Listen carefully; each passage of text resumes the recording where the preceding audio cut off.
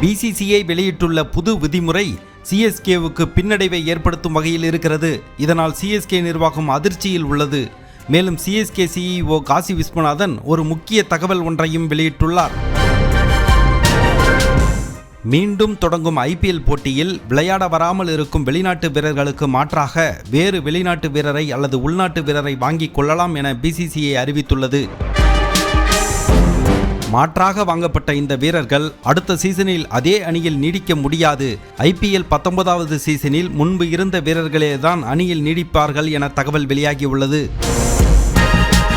இந்த அறிவிப்பு சிஎஸ்கே அணிக்கு பெரிய பிரச்சனையை ஏற்படுத்தும் வாய்ப்புள்ளது.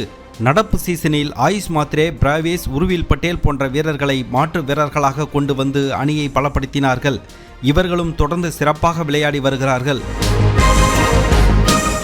இந்நிலையில் பிசிசிஐயின் இந்த புது விதிமுறை காரணமாக 19வது சீசனுக்கான மினி ஏலத்தில் ஆயுஷ் மாத்ரே, உருவில் பட்டேல், பிராவேஸ் போன்றவர்கள் கலந்து கொள்ள வேண்டிய கட்டாயம் ஏற்பட்டுள்ளது.